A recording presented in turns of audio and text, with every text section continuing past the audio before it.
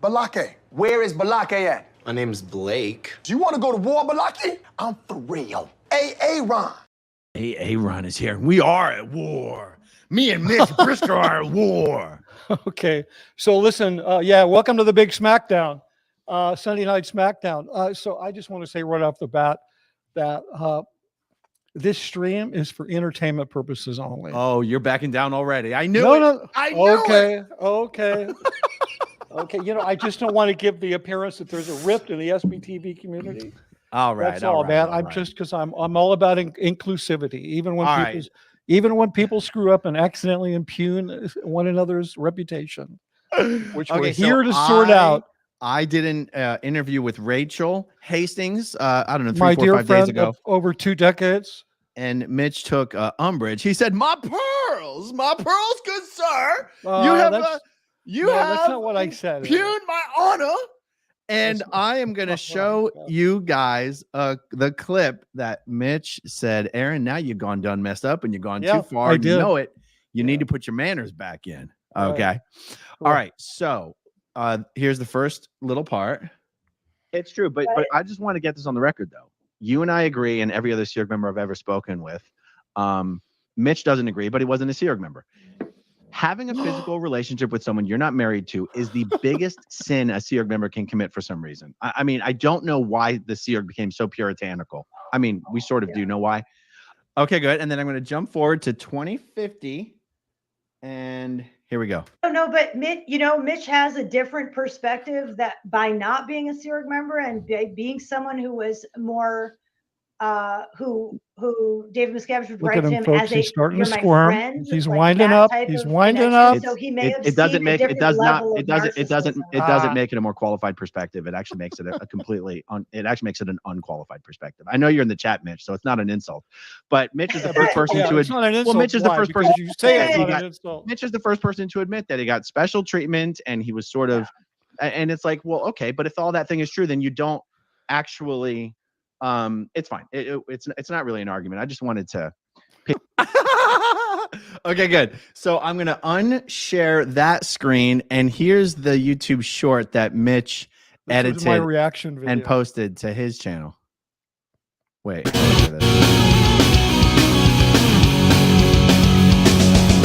Mitch has a different perspective that by not being a SEERG member and being someone who was more who David Miscavige would write to him as "You're my friend," like that type of connection. So he may have it doesn't seen make a it does not level it of doesn't make it a more qualified perspective. It actually makes it it actually makes it an unqualified perspective. I know you're in the chat, Mitch, so it's not an insult. Well, that's the story of my life. No respect. How do you no respect? Early. Okay. Well, okay. You kind of cut the first frame off, which is kind of really super important. The first text. But I didn't cut it off though. That's just how StreamYard did it. Yeah. I know. But basically it says 30 years as the chief architect of Scientology's propaganda machine, and I can't get no respect because I know a lot of your viewers don't know who I am. So there you go.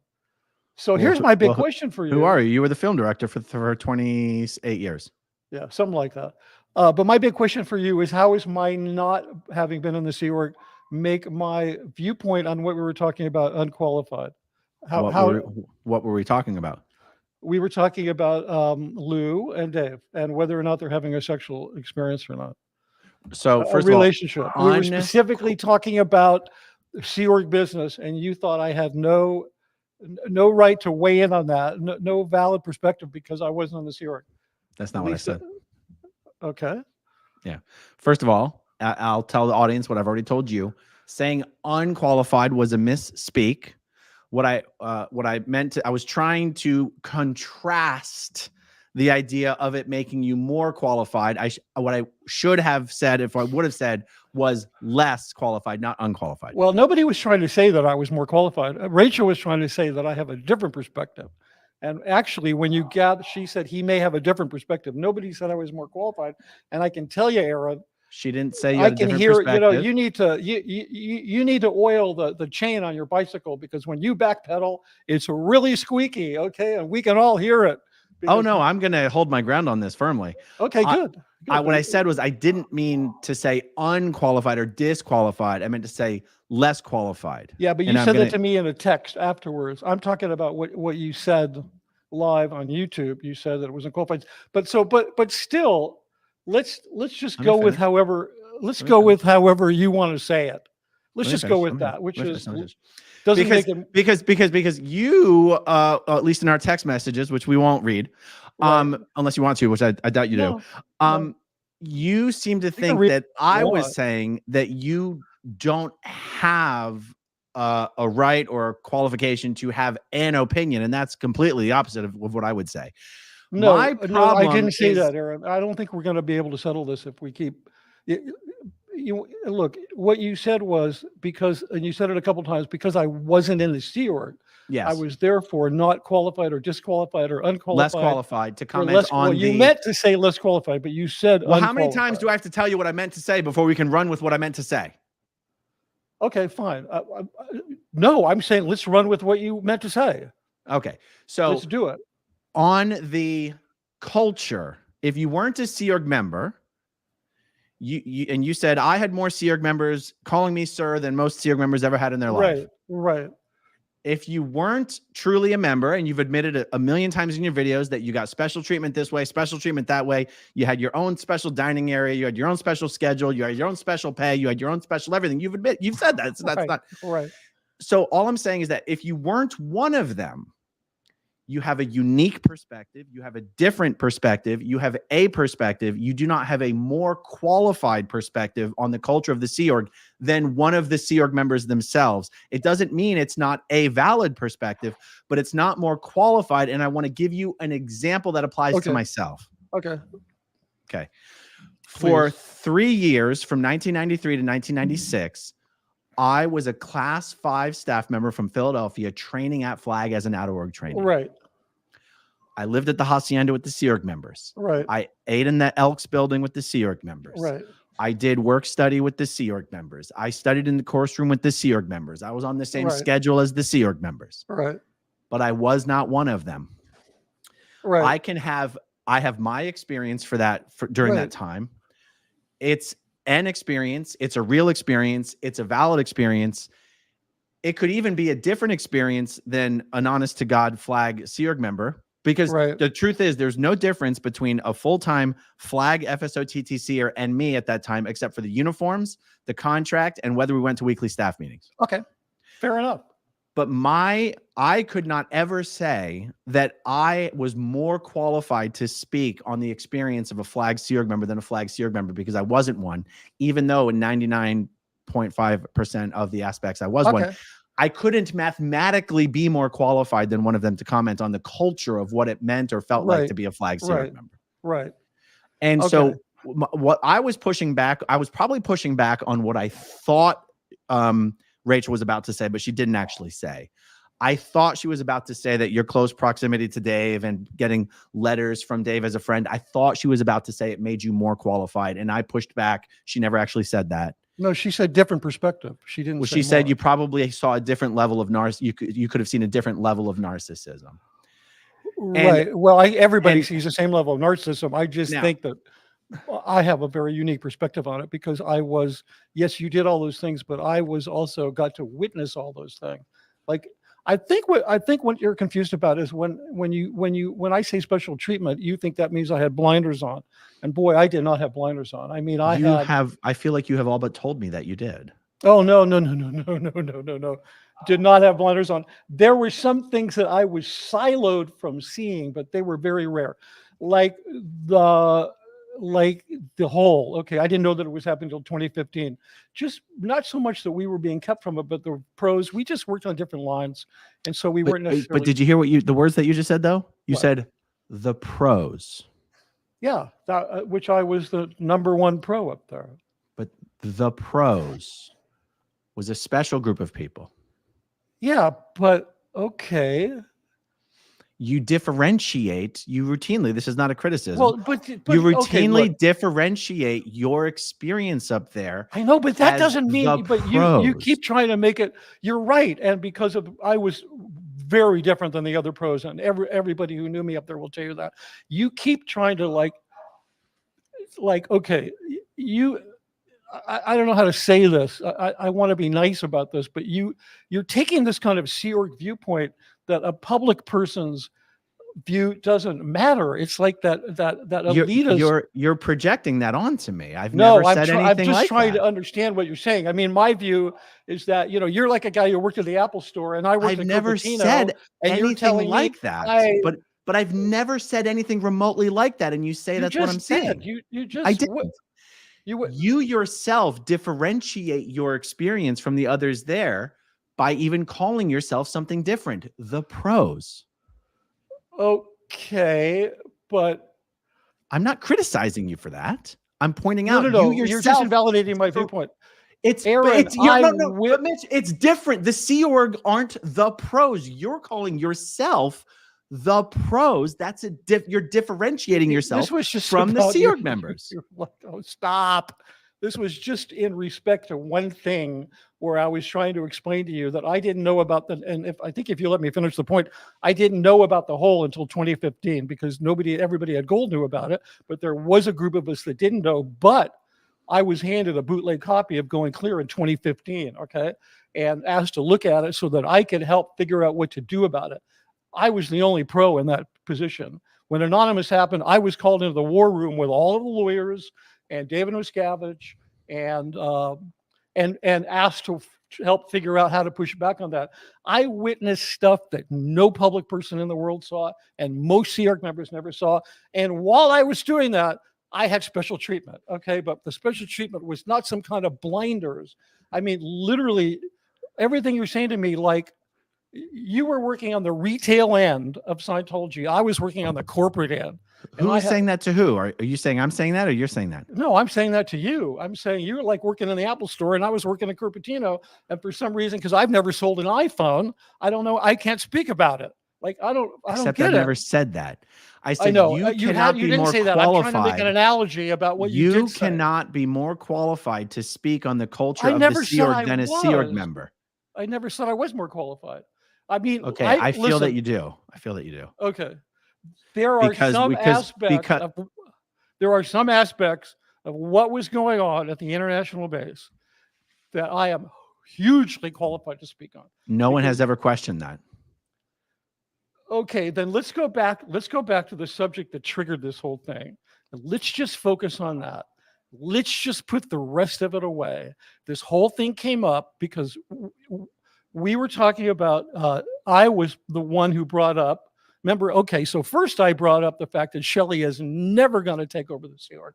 And you rejected that. And then no, I never thought Shelley would take over the Sea Org. I did not reject that.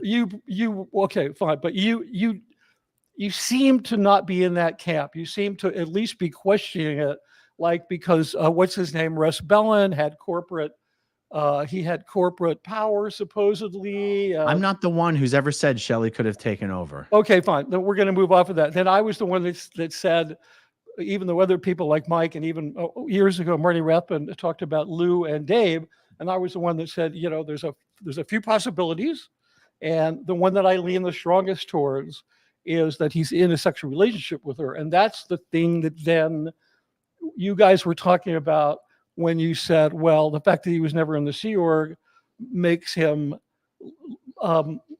you meant to say less qualified. You meant to say doesn't make him more qualified. Okay, but here's where I want to correct you, and I want to put one thing on the table is the entire premise that you were operating under was the worst thing you can do in the Sea Org is to have a out of wedlock. You were saying that is the worst thing, but the thing that you're missing, and I was in the chat trying to talk to you saying, Aaron, you're being too logical, because David Miscavige does not see himself as a Sea Org member. You cannot put him against that standard. So he doesn't see himself. He sees himself, and I know that because of the time that I spent with him, that no other Sea Org member and very few Sea Org members and no public would have that experience. He does not think of himself as a Sea Org member. He would not put a uniform on. Let me finish. I take issue with. What? That is an example of what I take issue with. What? That he's not a Sea Org member? When you just said that your experience with Miscavige, Right. unless I'm misquoting you here, Right. gives you better, more No, insight. just in relation to what you said, that you Just let me compared him finish. to a Sea Org member. Just let me Just in finish the relation sentence. to that. Just let me finish the Because you sentence. do not have that right. Just You let me are finish the wrong on sentence. that. He sees Let me himself finish the as a sentence. super celebrity. Let me He finish the won't even sentence. put on a Sea Org uniform unless it's for an event. You're responding to something you thought I was going to say and I didn't say, so let me finish the sentence. Well, I'm responding to something you said. I heard you say the other day. 15 seconds ago, you said that your experience with David Miscavige makes you more qualified to know how he really thinks than the Sea Org members who worked with him. No, just with respect to this one issue, because I was in the room and I experienced them together so many times, and you were relating to him as a Sea Org member. You were saying as a Sea I Org never member. fucking knew him. I'm not talking about me. Okay, but you made a value judgment about him based on him being a Sea Org member.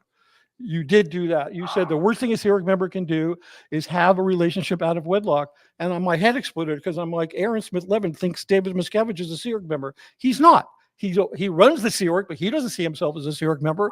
He sees himself as a super celebrity, Tom Cruise's best friend, who flies around in jets. He doesn't like staff. He doesn't like the Sea Org. He thinks the whole thing's a joke. It's just a way for him to get power. And so this whole idea of like, why, anyway, that's what I was responding to. It was just that one thing. I have no issue with you having an opinion that's different than anyone else's opinion. Okay, well then here's where the whole thing breaks down, because what you said was, and what set me off was that you said that my perspective was unqualified, and then you said no, I didn't mean to say that. I meant to say not more qualified. So let's have an argument about that. And I really can't argue with that, because you're entitled to think that. You're not entitled to think that it's disqualified, because that's just like, it's less qualified than an okay. actual Sea Org member who spent 30 years working next to him. You are a pro. You were not a Sea Org member. You were hired professional worker. You got paid $7 million. Other people got paid $7,000. It was actually, they claim it was over 8 million in 30 years. I don't care. But my point is, but that none of that, that's just all. Do you realize, Aron, that but you don't know, because you don't know what my experience was like. Your experience as a pro. You don't know that. You do not know that. You know what your experience was like, and you have I didn't have an experience with David Miscavige. What's that? I didn't have an experience with I David know. Miscavige. I'm saying I didn't work you at know what the your experience as a Sea Org member was like, and I know what your experience as a Sea Org member was like, because I witnessed it for 30 years. But you don't know what my experience was like, because you never saw 1 nanosecond of it. I don't claim to know your experience. There's a little bit of a power differential here that you're assuming. I don't claim to know your experience. I claim to know the difference between someone who's actually a member of a group and someone who's hired to work in that group, but is not considered a member. And I'm challenging you on that point, which I actually hate to be doing, because I have that's why we're doing it. I seem a little triggered. It's because I have a lot of respect for you. You're one of the last people I want to be fighting with. But you don't understand. You seem to be mischaracterizing my position with respect to you. Well, do you want me to say it again? I am not saying that you are unqualified to say anything you want to say, or people shouldn't respect and hang on your every word. I understand that. I feel, and correct me if I'm wrong, I feel that you have said that you have such a that only you, and not Mike Rinder, not Tom DeVock, not Marty Rathbun, not Jeff Hawkins, not Betty Miscavige, only you saw the real David Miscavige, because he let his hair down around you. I never said that. Okay. There were absolutely things that he let his hair down around me, but I never said I'm the only person he did that to, because all I know is he let his hair down around Tom DeVock and Mike Rinder and those other guys. I don't know, but there were specific things he let his hair down around me. I mean, I can give you examples. I can give you specific examples. We could go through a list. I could tell you, like, the night after the IRS win, I was in his office with him for hours going over stuff. Nobody else was there. We were just having a personal conversation. None of the lawyers were there. None of the other execs. There were these things that I witnessed with him. And a lot of the things that he told me, like, for instance, I walked through in the late 90s before they built the new RTC offices. I was walking with him to his office to have a meeting, which was very rare that I ever went up to RTC offices. There were no reason to do that. And as we were walking through the room where all the filing cabinets he threw a gesture at the filing cabinets, and he said, you know, Mitch, there's more correspondence in those filing cabinets between you and me than between me and anybody else in the world. So when I say these things, they are a little bit qualified, but I will say at the same time, I always saw him as such a pathological liar. I figured, yeah, that may be partially true, but he could just be saying that to make me feel good. Because I was always, even in the early days, I was always a little suspect of his personality. So, and, you know, and there was the time that I didn't tell you about, Aaron, when David Miscavige appointed me as a captain in the Sea Org. So I was, for a very brief period, I was actually a captain in the Sea Org. Did I ever tell you about that? I don't think so. So you can't actually tell me that I wasn't in the Sea Org. I was a captain in the Sea Org. So, you know, F off. Can I tell you the story now? It's really funny. Sure. Okay. Yeah. Okay. Okay. So roundabout the Lisa McPherson, Miscavige had been gone for months during that time. And it was probably the longest period of time I had no communication with him since I'd been up there. It was whenever that was, in the late 90s. And I don't know if you recall, during the wrongful death suit, they were trying to pin him as the captain of the Sea Org so they could blame him for everything. Did you hear about this? Yeah, I mean, you do hear this thing about he doesn't want to be blamed. He doesn't want to be identified as the captain of the Sea Org, right? I think there was a deposition where he objected to people referring to him as Captain Miscavige. Yeah, and the reason for that is because during the Lisa McPherson wrongful death suit, they were trying to identify him as that so they could pin him directly to her death. So he was furious as hell. He came back to Gold. I ran into him one day. He walked up to me. We were just chatting, and then the conversation kind of slid into a very strange space. Not because of anything I did. I was just watching him kind of come a bit unraveled. And he explained to me that they were trying to identify him as a captain of the Sea Org and blah, blah, blah. And he said, you know what? I know what I'm going to do about this. I'm going to make everybody on this goddamn base a captain. Literally, he said this. And then he started pointing at staff, like he was grabbing staff and saying, you're a captain, you're a captain, you're a captain. And then he pointed at me and he looked right at me and he said, you're a captain. So, sorry, Aaron, you can't say I wasn't in the Sea Org. Okay. So anyway, obviously I'm joking, but that is a true story. And it was, you know, one of the many kind of things, like he wouldn't have done that. He did that because it was me. He walked up. He wasn't going to walk up to anybody else to do that. I had a lot of shit like that. I mean, I witnessed so much stuff like that. And I'm not saying, oh, I'm the best qualified and I know better. I mean, I have spent more time working with Miscavige because, unfortunately, you know, Mike left in 2006. I think I didn't leave till, well, the last time I was working with him was 2018. So I have a lot, you know, I got to see his full slide into the just complete, whatever, that's just the darkest place that he eventually ended up, which is where he is now, which he really started to become unraveled at Scientology Media Production. But you can't put me in a box. Like if I say, yeah, don't me and put the you other, in a box. I don't even think. No, because I don't minimize you. You made a big deal about when I said, well, me and the other pros. You were, oh, you differentiate. I wasn't even in a box. I think that differentiation is important. No, it's actually yes, but okay, fine.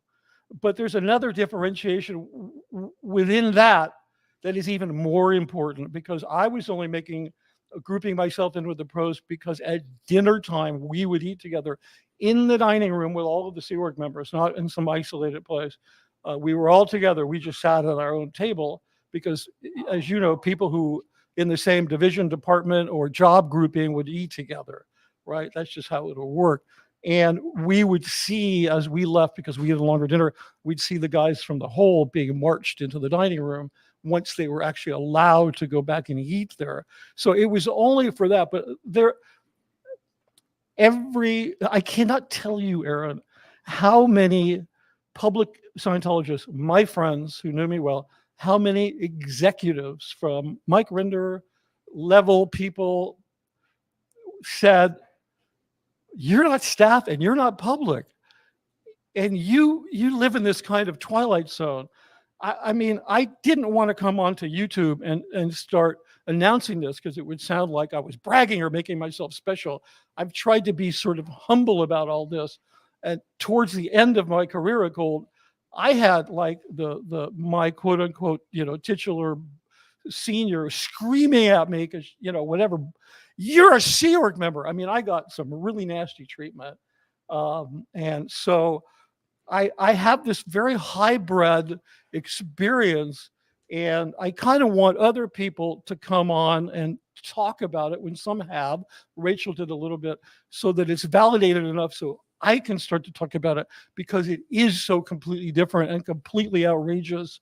And then when you said that, I was a little bit like, oh my God, this is like, because, I was a little bit triggered by it because I was so used to the Sea Org status of public being, it's not, you hear that a lot. Well, you were never in the Sea Org, so you don't really understand, blah, blah, blah. I would there never is dismiss anyone's experience. Yeah, Being no, a but staff I member, don't know. for It's not their example, experience. I don't mean experience. I mean the degree to which you would be able to listen to that person and accept their opinion. Because if someone who was never in the Sea Org expected a Sea Org member to not, it's one thing to listen to someone's experience about their own experience. Like Right. I've got the staff experience and the Sea Org service org experience. And I've said openly, being a staff member in a class 5 org is harder than being a staff member at a Sea Org service org. That's an example. But like if I was going to have I'm confused. What's the difference between a class 5 org and a service org? Oh, you mean staff, not Sea Org? Being a non-Sea Org class 5 staff member is actually more difficult. But I can only in some say ways, that, because you have to handle all your own stuff. But yeah, I got it. but I can only say that because I was both. If a public, right, it was harder wanted for to- you. If a public wanted to talk to me for 20 minutes about the difference between being a class 5 org staff member and a service org Sea Org member, and I knew they had never been either, I probably wouldn't put much weight in that opinion just because they hadn't experienced it. Yeah. Okay. But do you realize that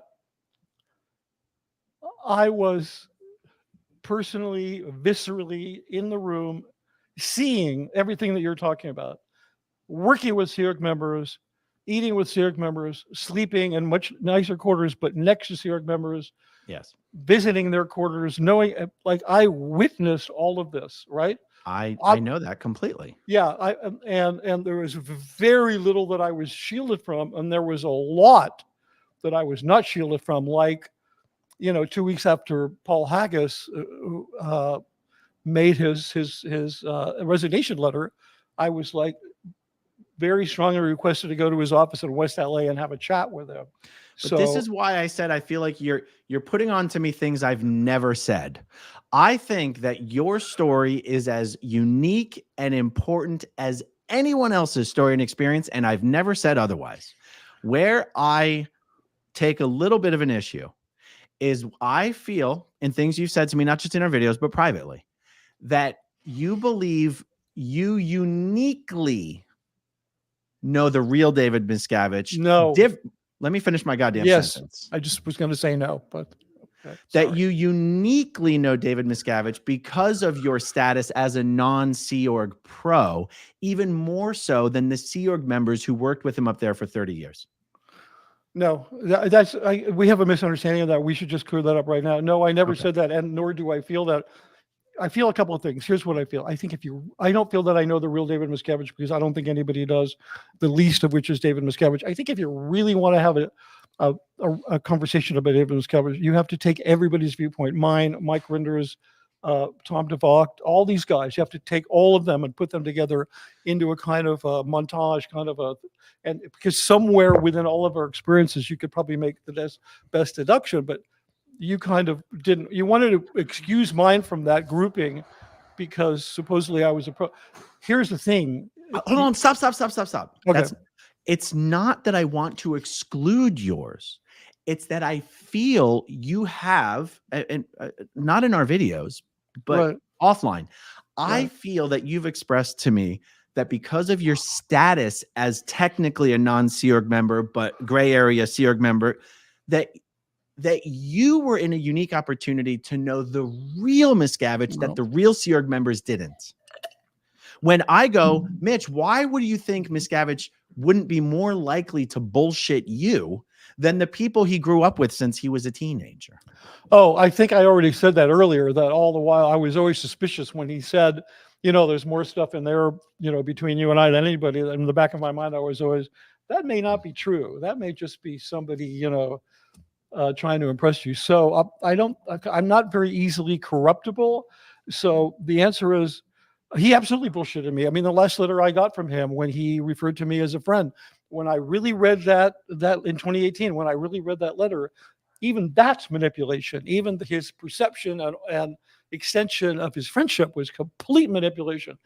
He does not do anything that's not manipulated. And so the times that he was gracious to me or generous to me or whatever, it was just so that he could receive some narcissistic flow to kind of help his shame-filled, broken personality. Like, I know all this stuff, but the thing is my status, just to clarify something, you said my status as a, Sea Org, Gray Sea Org, public, whatever, that wasn't it.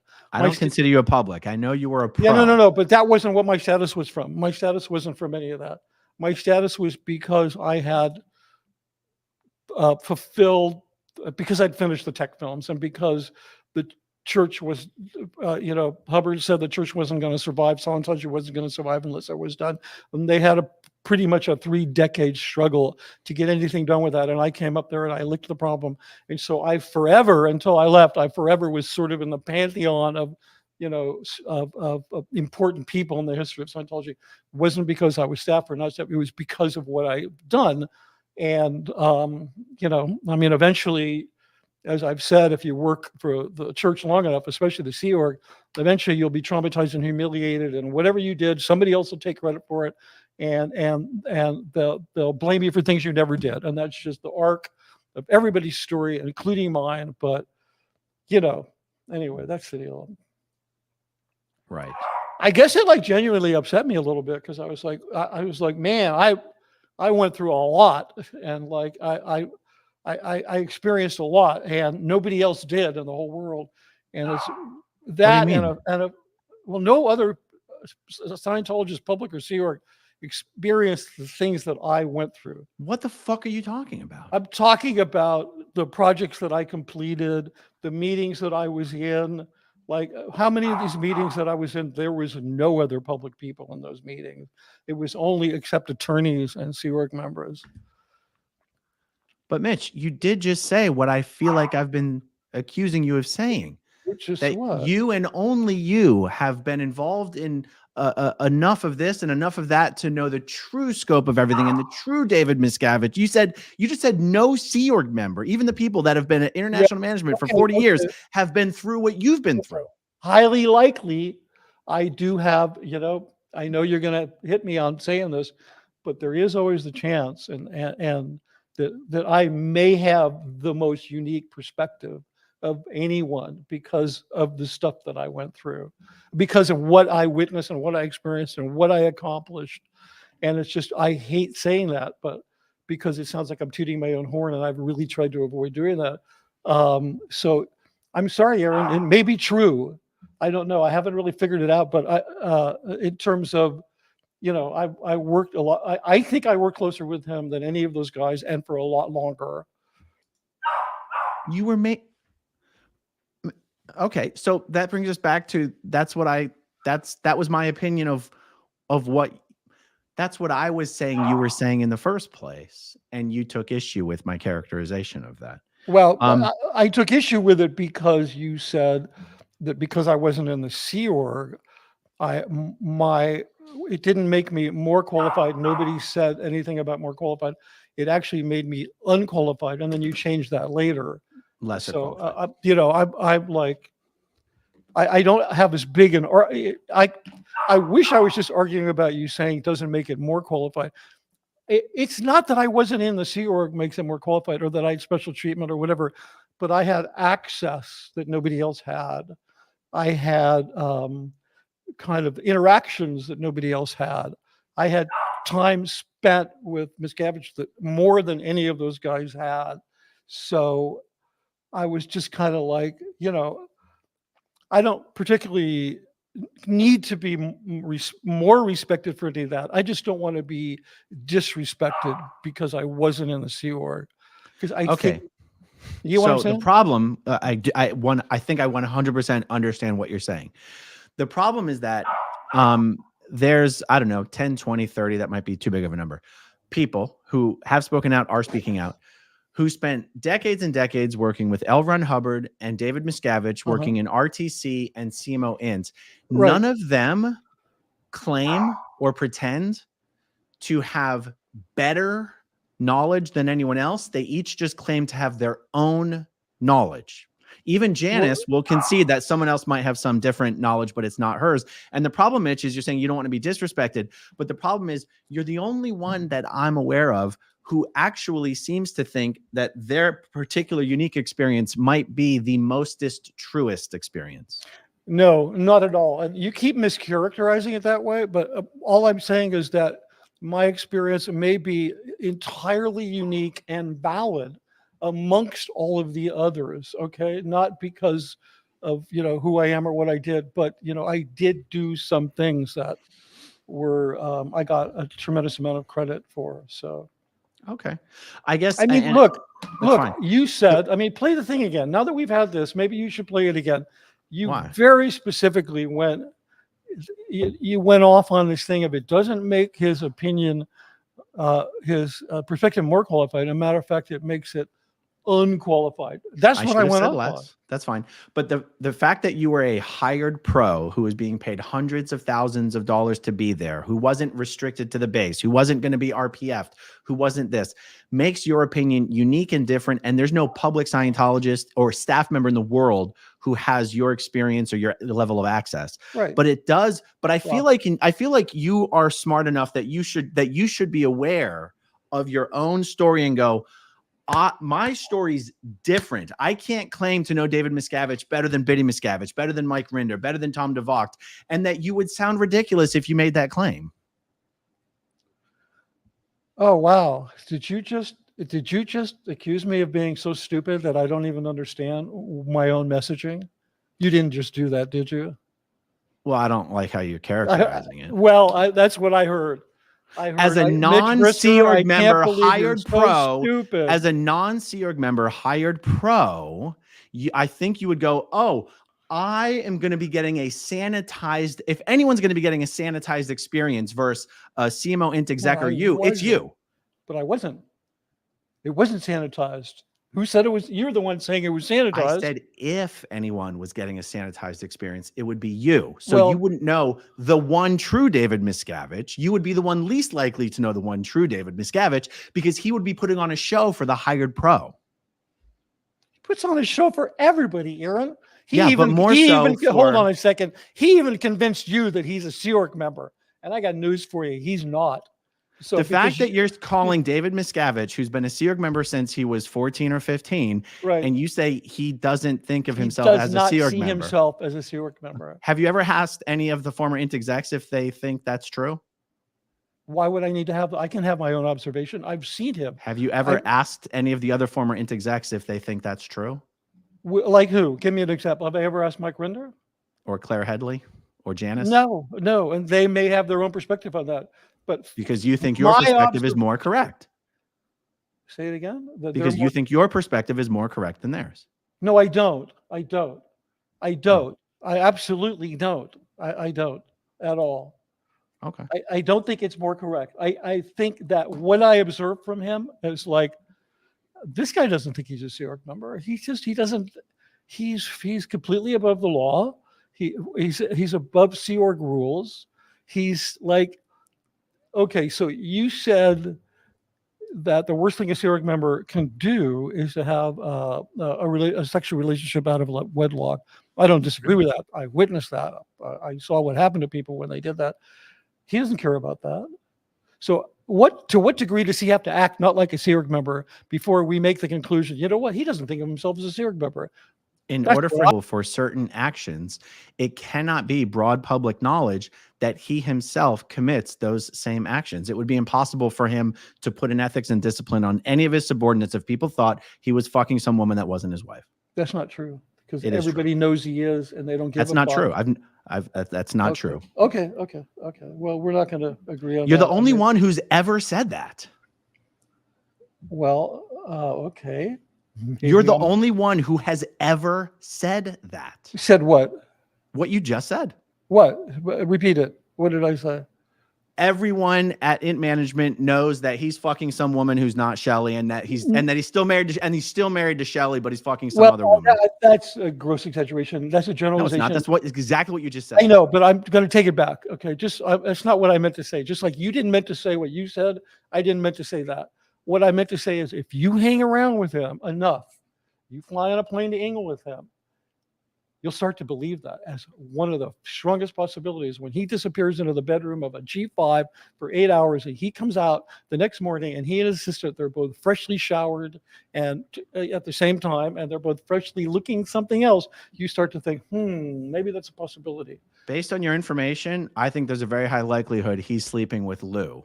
But when I just float out the idea, then why wouldn't he be divorced?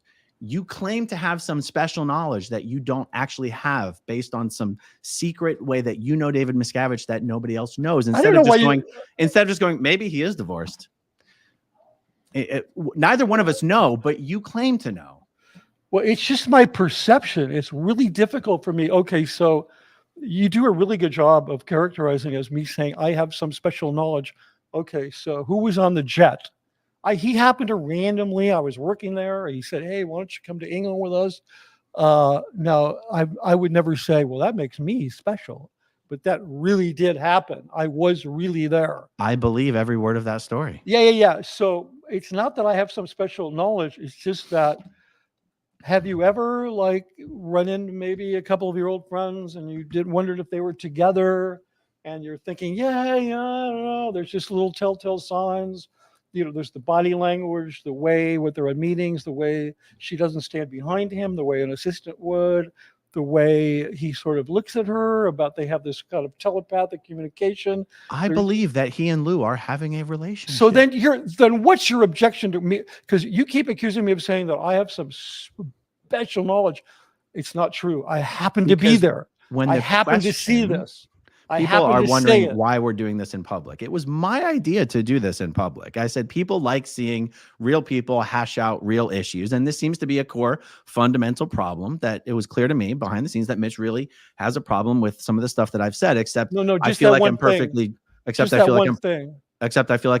justified in what I said. And I thought we could if you just stop interrupting me for a second. Yeah, I didn't want to fight with you about this. I wanted to just clear it up, because I have a lot of respect for you and for what you've done, and I really thought I felt that I was within my rights to say, wait a minute, why would you say that I'm unqualified? Well, of course, but also because I did say what I said in my video, I wanted the opportunity for you to come on and for my audience to see that I'm talking with you to your face about the same thing I said to Rachel, and that it should be something we should be able to discuss. But I think I have an answer to the last question that you asked me. Okay, good. Where I start to feel that you claim special knowledge is when you completely dismiss the possibility that Dave and Shelly could have possibly gotten a divorce, and you go, no, he would never bother because X, Y, and Z. Right. And I go, okay, you don't put it forward as an opinion, you put it forward as the truth. At least that's how I take it. Okay, good. Well, let me just amend that. Okay, maybe we can bring this to a controlled landing. Let me just because that's what I want to do.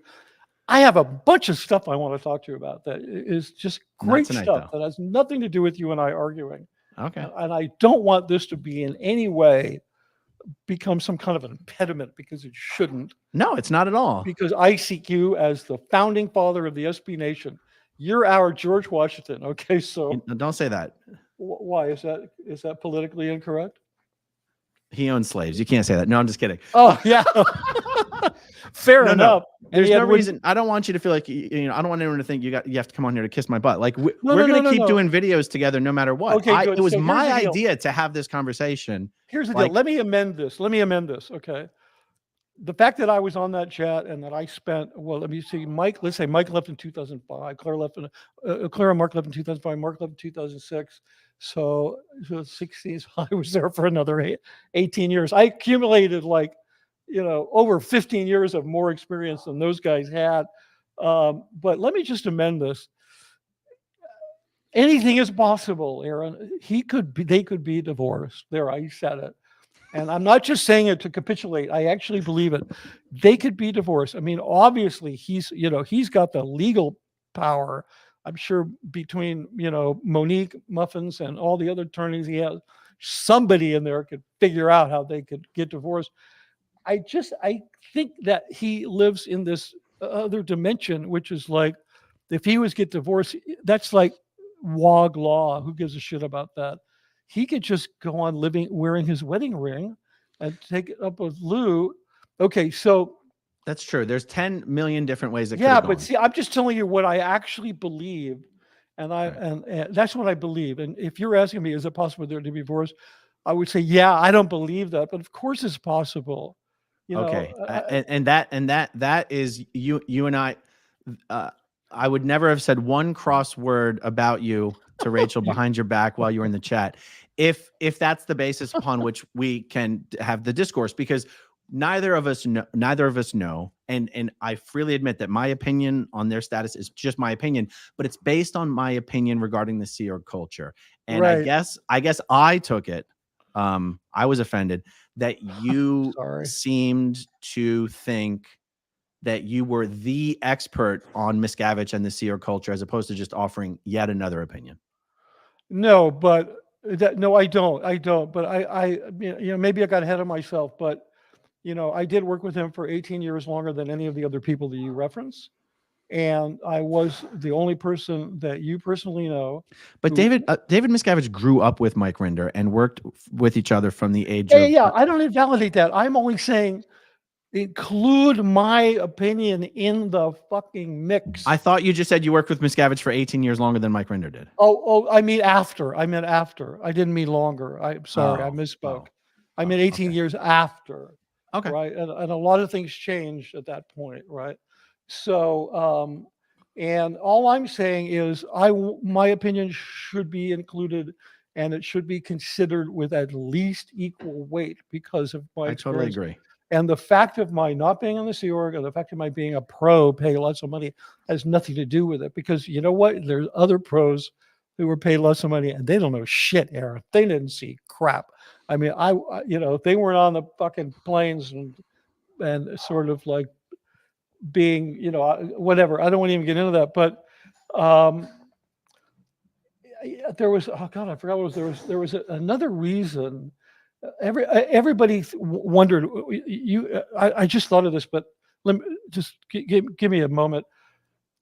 When we were having the discussion about Shelley, and somebody said, well, she was sent to CST because they didn't want her in the hole, because if she's in the hole, she could possibly foment an insurrection, right?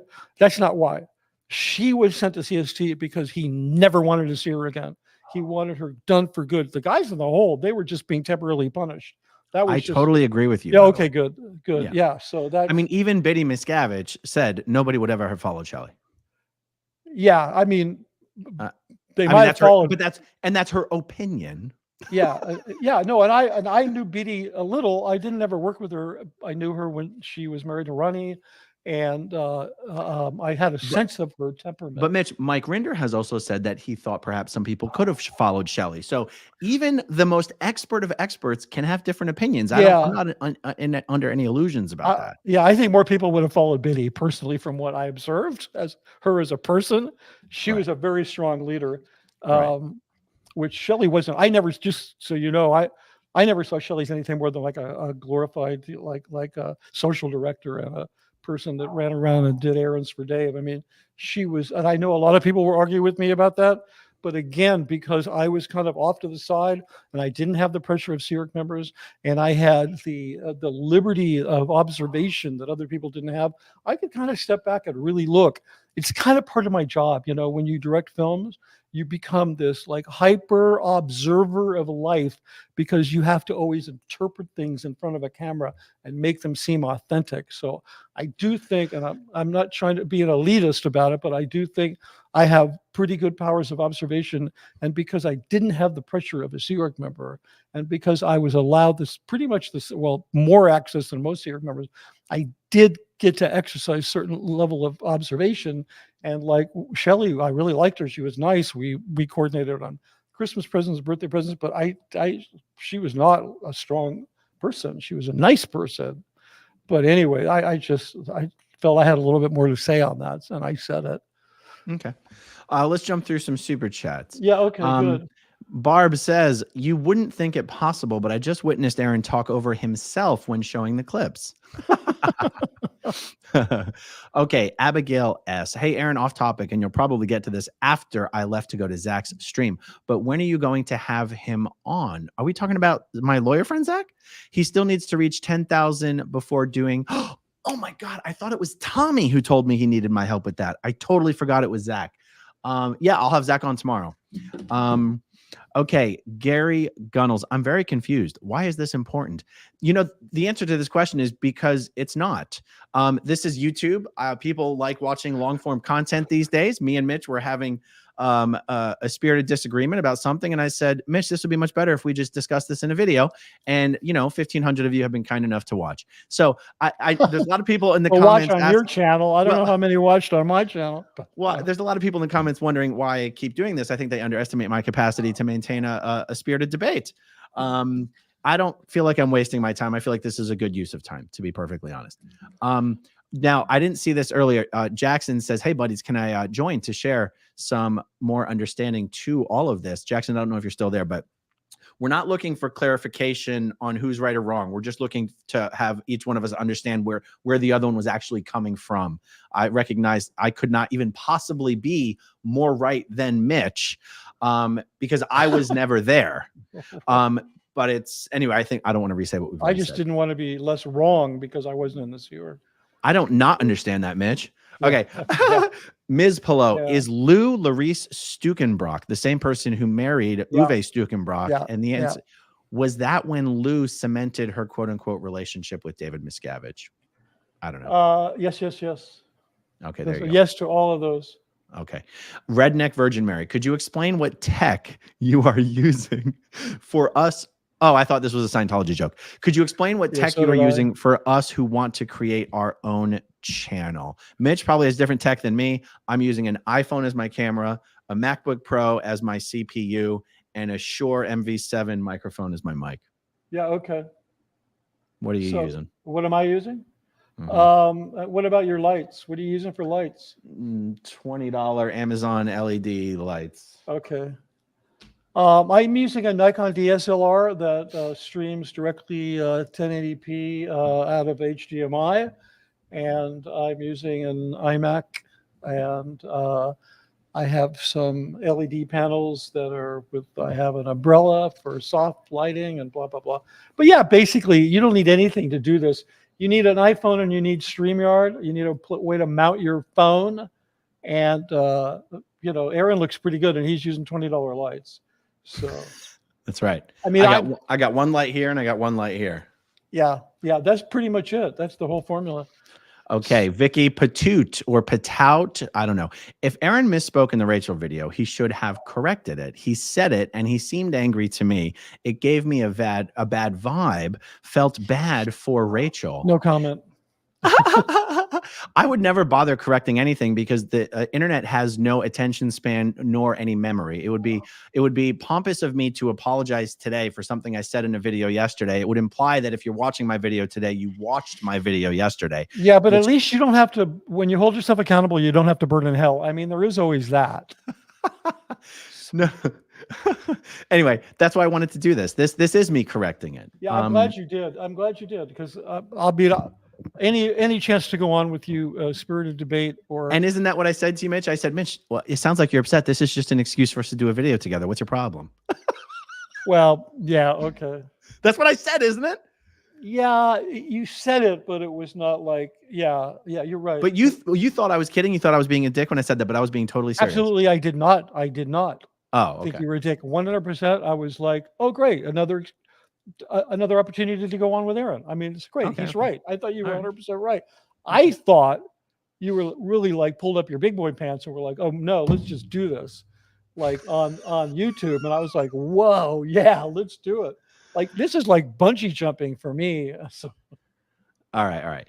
Barb says, just watched your chat with Rachel, Aron. It doesn't make it a more qualified perspective. It actually makes it an unqualified perspective, unquote, war over. No, I agree. I misspoke. I should, that's not what I meant to say. And I said it wrong. It was wrong. But so you feel like you owe me an apology? It wouldn't be the first time. No, I apologize for misspeaking, but it's not what I meant to say. Good. We're done. We're done. Yeah. Okay. I don't need you to apologize for Okay. Yeah. All right. Oracle 1, not about your experience. It's about how a Sea Org member would view it or feel it, and David Miscavige's relationship with the org and how much he really shares. I'm not sure I understand the comment, but thank you. Confusion TV. Is that really Miscavige? Real voice seems too fake. I don't know what he's talking about. Oh, maybe he watched him like on the Scientology TV network or something. Oh, that really like South Philly. Is that South Philly, Aaron? You're from Philly. He's got a weird accent. I mean, Yeah. even if it was South Philly, he shouldn't still have it. Like it's weird. Yeah, He has a weird way of speaking. Yeah, he's a thug. He speaks like a thug.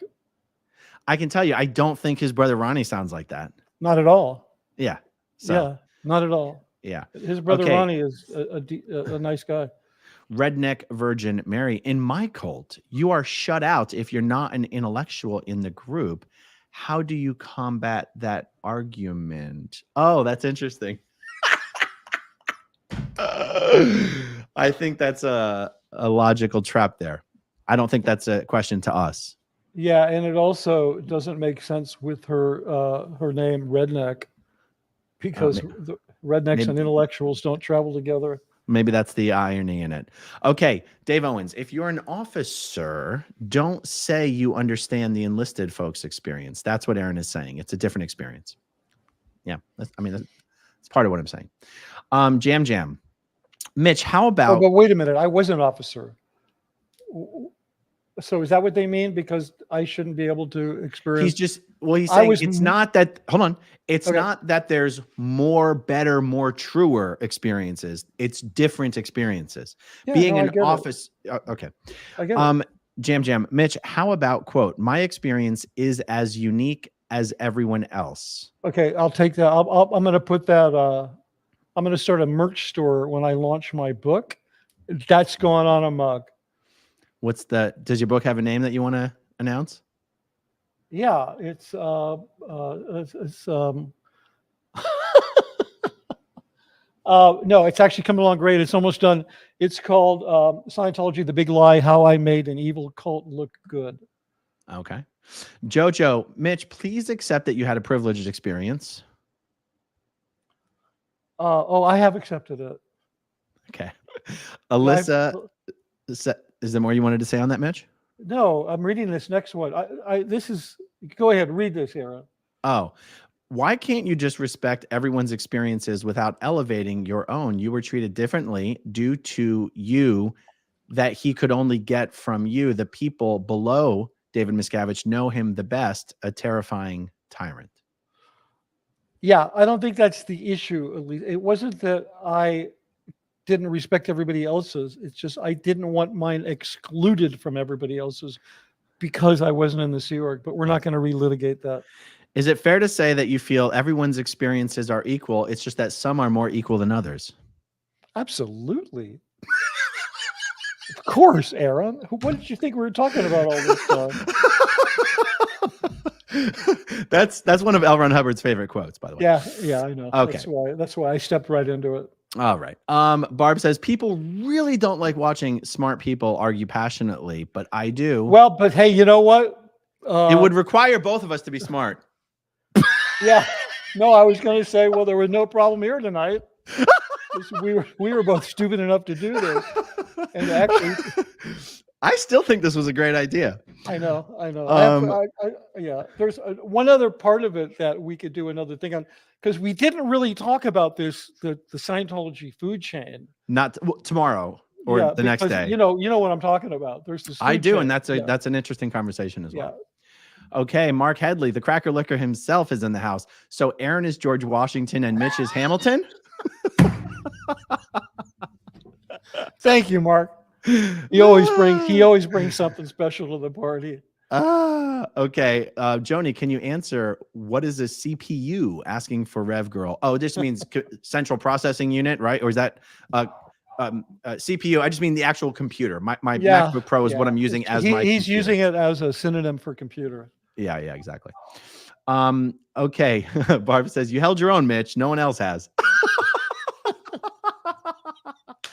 She's probably I'm hoping I'll get an invite back just because of that. She's probably talking about Jason. People are so hard on Jason when he and I talk to each other. My Australian friend, Jason Horvatic. Yeah, I saw the last one you guys. Oh, people are so hard on him, but I love him to death, and I'm going to do tons more talks with him. I can't say he's not asking for it, Aaron. I know, but he knows he's asking for it. Yeah. Okay. Mile High Hokey. Aaron, if you have Zach on, ask him how courts sometimes allow rich and famous to hide divorce proceedings under false names, possibly how David Miscavige managed to divorce Shelley. Thank you all for what you do. I'm also willing to, and you know what, forget it. Because the truth is, I have all sorts of ideas on what could or could not have happened. I guess what gets me a little riled up is when people insist that something could not have been one of the possibilities without being able to.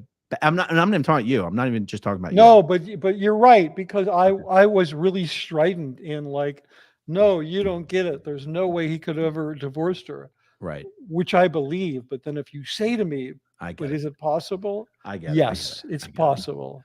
So I apologize for not asking that important follow-up question. No, I'm saying that as a way of apologizing to you. No, you see how this ends? It's great. Apologize, Mitch. You take your apology and shove it up your ass. You take my apology. Okay. And I'll shove it up your ass. Oh my God. Okay, we need an apology video from AA now. Get that uka. I don't know what that means. All right, let's see. The ukulele, remember? They're making a reference to the Colleen Ballinger. Yeah, it's uke. It's Ballinger, uke. whatever. Yeah. Get that uke. I get it. Okay, Destiny Salazar. Aaron needs to stand in front of a barn and apologize to anyone who was offended by his words about Mitch. Oh my God. We're going to take up a collection and get you a ukulele. Oh, in front of a barn. Oh, is that might be right, the barnwood, they have Ashton. That's an Ashton and Mila joke. In their $25 million mansion, they have one section of barnwood, like wormwood, that was probably imported from a farm in the Midwest, and probably it cost tens of thousands of dollars. And do you know the painting American Gothic, the man and the woman? He's got to me, that's what they look like. Right. They look like that painting. So that's funny. That's very funny. Okay. All right. Confusion TV. I was talking about his real voice from what I saw on Leah's documentary. Seems acted and like it isn't his real voice when compared to his interview on ABC. Well, Mitch, this is a question I should ask you. Okay. Does he practice his speeches so much that by the time he gives them, he's not using his natural everyday Dave voice? He's using a performance voice. No, he's using a performance cadence. Okay. And obviously he's very, very, as Rachel has talked about, how the photography being perfect, the sound needs to be perfect as well. But I think they're referencing to ABC Ted Koppel, and that was 30 years ago, 28 years ago or something. That would have been his natural, because that was an unscripted, that was live. Right. He had no prep, right. He was thrown off. They had a physical altercation in the green room before the thing went on. Right. So. Yeah. So no, he rehearses the speeches endlessly. He rehearses them into a camera, and then they edit them together so he can watch them. Right. And just as a little interesting, he's almost as bad as me. Oh, do you do that? I love watching my videos back. Oh, I do too. No, that's smart. Yeah. It's smart. That's how you get better. That's Aaron, okay. I'm telling you that in my experience, that's a mark of a professional. Oh, you would actually watch it back and because you learn stuff from it. Just so you're wondering, the way that Dan Sherman became the LRH biographer, became a speaker at events, is that Miscavige would ask Danny to read whatever he wrote for him. He'd say, "You read it, Danny. I want to hear how you read it," so he could get the right emphasis and all that. Right? You know what I'm saying? He said, you Yeah. read it for me. And then at one of these little rehearsals, he said to Danny, you know what? You do it. That's how it happened. Wow. Yeah. Wow. We're going to Incredible. make you the official biographer. We'll put you up. Why don't you do it? It's totally how it happened. Incredible. All right. Gigi says, just wanted to stop by and wish Grape Nuts well. We're all keeping regular. Yeah. Austin Diadorado. I'm curious, and this question is for educational purpose only. Why make this video for everyone to see? What's the angle here? I mean, I think we addressed that, Austin. Look, people, YouTube, the entertainment world does seem to, at this moment in time, appreciate long form, real world content, not scripted shit, not sketches, but real people having real conversations. Those are the podcasts I listen to. Right. And Mitch and I were talking behind the scenes, and I was like, why don't we just hash this out? It almost holds us both accountable for what we're saying if we're having the conversation in public. Right. I think that's actually what motivated me to do it. Because I think it was really smart because, as much as I was trying to hold you accountable, I realized that there were some things I was really being too strident about, like this insistence, for example, that they couldn't be divorced. I'm glad we did that. Cool. All right. Mark says, Aaron, Mitch said you weren't fit to sleep with pigs, but I said you were.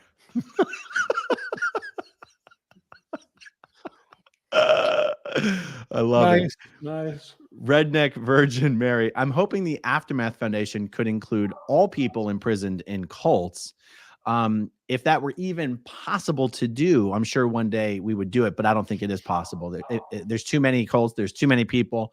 It would require too much money. And the reason the Aftermath Foundation works is because we know exactly what we're dealing with. We know exactly what the experience is of the people that we help.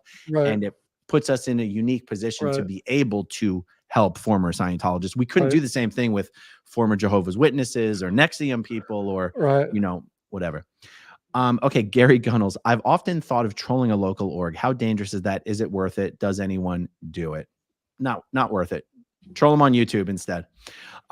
Quentin Hubbard. I love planes. All right, cool. Cindy Hout. Aaron, did you see my email about Tommy and Johnny Scoville? I did, Cindy. Thank you very much. And I'll get in touch with Tommy forthwith. Guys, this was a blast. Thank you for tuning in for SPTV, where every day is a bad day to be David Miscavige. Even today, I would say. Even this evening, even, Mitch. Right. Oh, I'm sorry. I was reading. Yeah, never mind. What do you say? What do you have? No, I was. This was. There's always one in the crowd. You're always qualifying your relationship. Being appointed captain this year isn't the same as signing a billionaire contract. I have a hard time listening to you just saying. I mean, duh, it was a joke. Okay, so it really happened, but I told it as a joke. So. True. When I heard this hashing out, I wondered how much of past sec checks and auditing played into it. I don't know. I don't feel like I carry a bunch of sec check trauma. Do you? Yeah, I think still a little bit. Well, mostly from the truth rundown that I got from Marty Rathbun.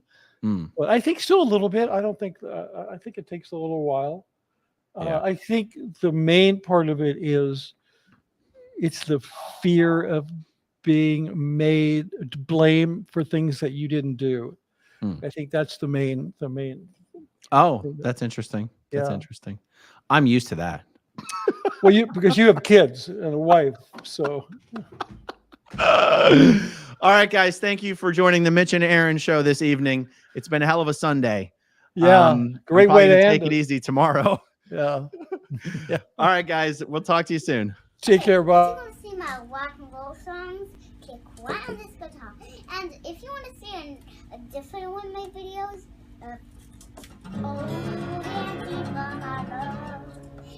then you could click right inside here. If you have subscribed or not, subscribe